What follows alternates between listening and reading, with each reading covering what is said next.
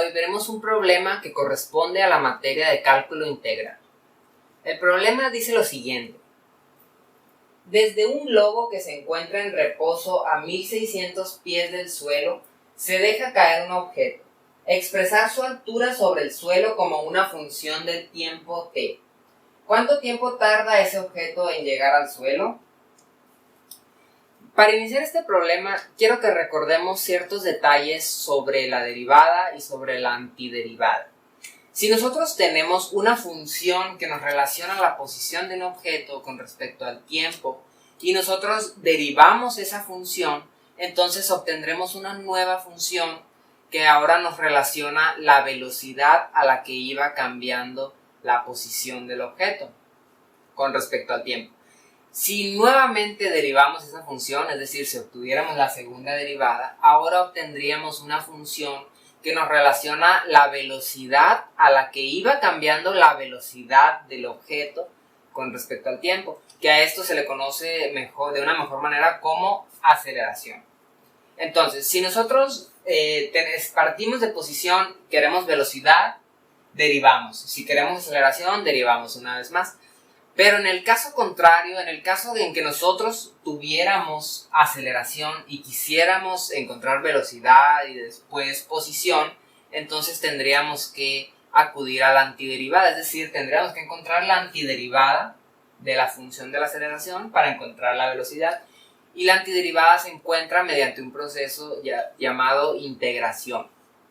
Entonces, de la aceleración podemos encontrar la velocidad y de la velocidad podemos encontrar la posición, que es la función más primitiva en este caso. Entonces, es necesario que mencionara esto porque este problema lo vamos a empezar precisamente de esa manera. Para empezar, vamos a utilizar la gravedad que existe en el planeta Tierra. Es decir, nosotros dejamos caer un objeto a una altura de 1600 pies, que de hecho aquí está la gráfica, una aproximación a la gráfica de la función que queremos encontrar. Su comportamiento sería aproximadamente de esa manera. Voy a manejar al tiempo en el eje de las X y representado en segundos, y en el eje de las Y voy a representar la altura del objeto representada en pies. Entonces observamos aquí que en el tiempo 0 se tenía una altura de 1600 pies, que de hecho es lo que nos dice la instrucción. Después de ahí el objeto fue reduciendo, su altura fue disminuyendo hasta el momento en el que la altura llegó a ser 0. Entonces ese es otro dato que nos pide el problema, encontrar para qué tiempo se cumplió que la altura fuera 0. Entonces, para empezar este problema vamos a acudir a la gravedad. En el sistema inglés el valor de la gravedad es aproximadamente 32.176 pies sobre segundo cuadrado. Entonces, la gravedad es una aceleración. Por lo tanto, nosotros para iniciar este problema nos vamos a encontrar en este paso. Es decir, tenemos la aceleración y a partir de ahí vamos a ir calculando otros valores que sean importantes para la resolución del problema. Entonces, si yo tengo la aceleración del objeto, entonces significa que tengo la y' de t. Entonces lo voy a representar de la siguiente manera.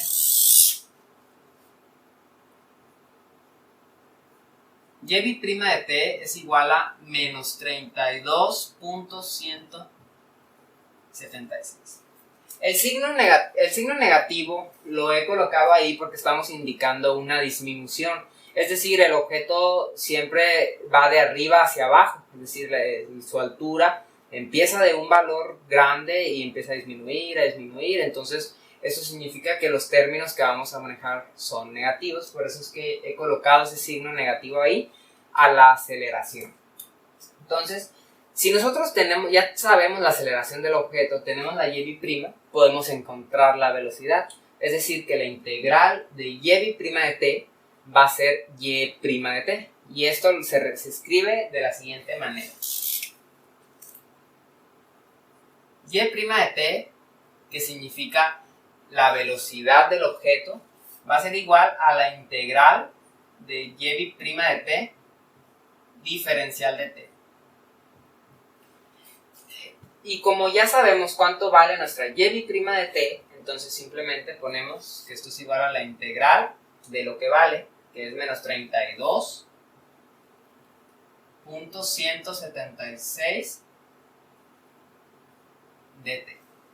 Entonces, ahora tenemos que realizar esta integral que tenemos aquí. Si vemos, es una constante, pero quiero explicar cómo es que vamos a llegar al resultado de esta integral. Nosotros tenemos una fórmula de integración de la siguiente manera.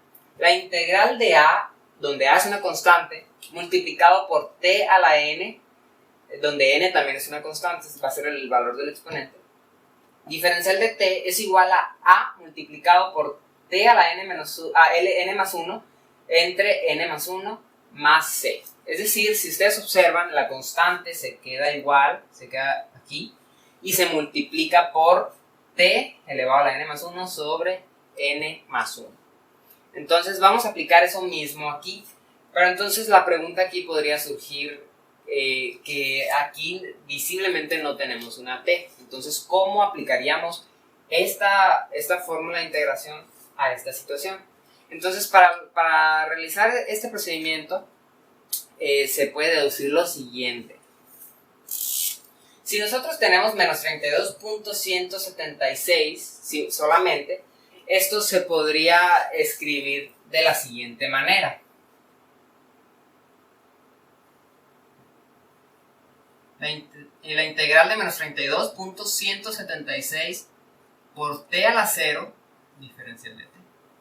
Es decir, cualquier término que esté elevado a la 0 siempre va a dar un resultado de 1. Por lo tanto, si esto y esto son exactamente lo mismo, solo que ahora ya aparece el término de t. Entonces, si nosotros aplicáramos la fórmula de integración, obtendríamos lo siguiente. Como vimos, la constante se queda igual y se multiplica por t a la n más 1. Nuestra n es 0, entonces va a ser t a la 0 más 1 entre 0 más 1. Es decir, lo mismo que va a quedar en el exponente también va a quedar en el denominador. Entonces esto sería igual a menos 32.176t. 0 más 1 da 1, entonces va a quedar t a la 1, que es indistinto si lo escribo como t o como t a la 1. Y va a quedar dividido entre 1, que también es indistinto si pongo esa división entre 1 o no. Entonces es así como llegamos al resultado de que esta integral va a ser igual a menos 32.176t más C1. Es muy importante poner la constante siempre que tengamos una integral indefinida.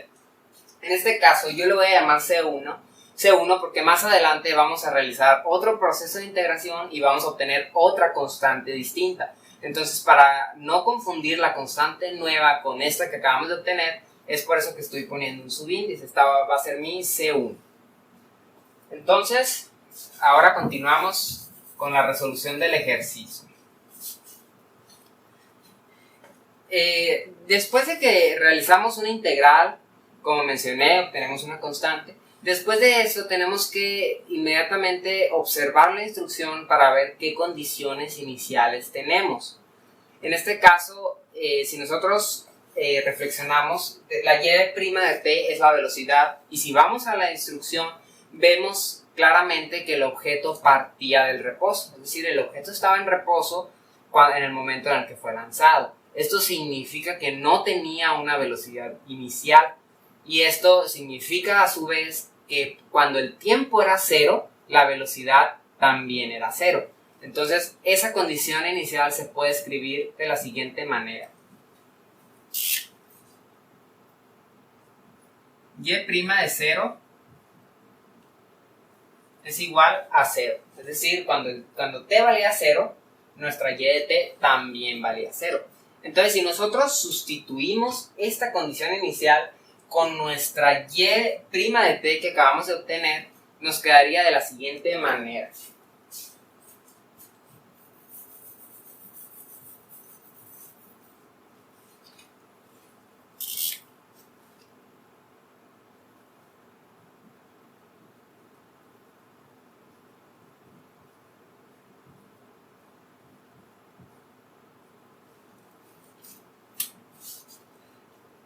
La velocidad es 0 cuando el tiempo vale 0. Quedaría escrito de esta manera, entonces este número se está multiplicando por 0, por lo tanto quedaría 0, y esto automáticamente nos haría encontrar el valor de C1. Entonces tendríamos que C1 va a ser igual a 0. Entonces, habiendo dicho esto, ya podemos reescribir nuevamente nuestra y' de t, pero ahora sustituyendo el valor de la constante que acabamos de encontrar. Entonces, nuestra y' de t va a quedar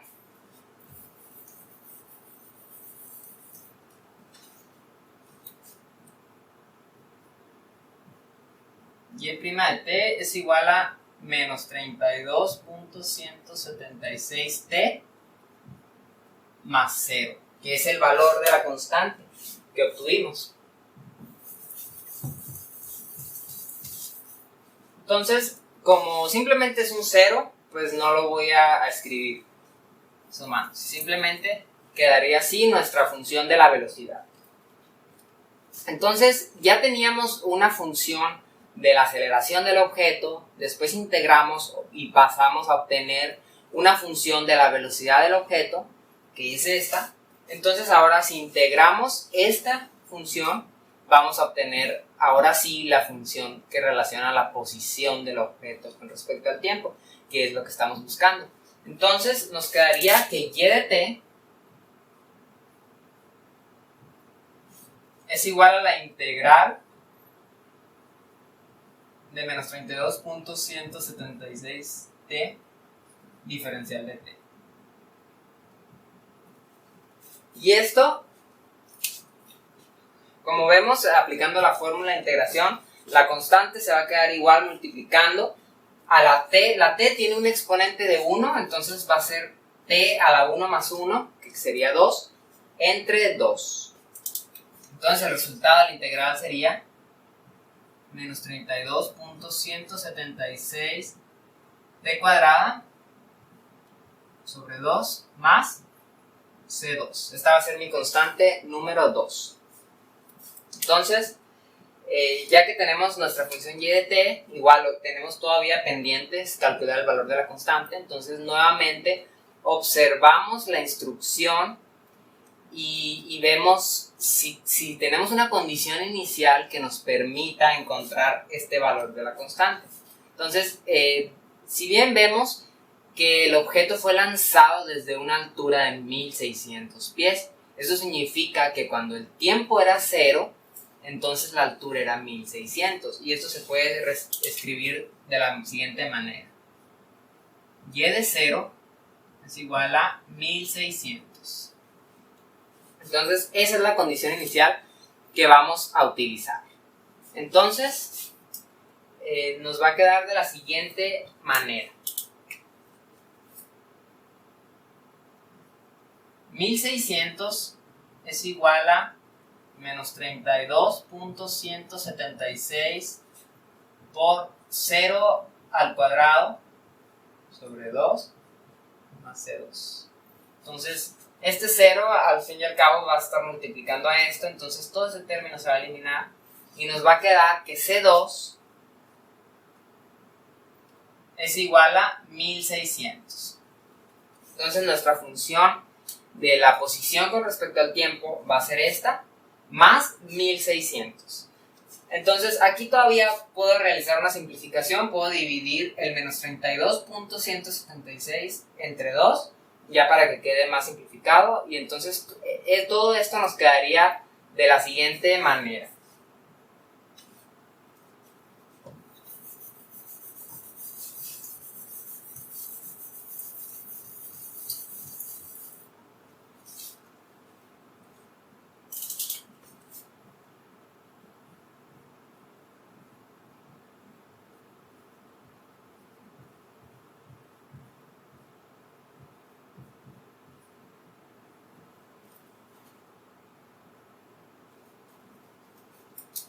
Nos quedaría de la siguiente manera la expresión de la posición con respecto al tiempo.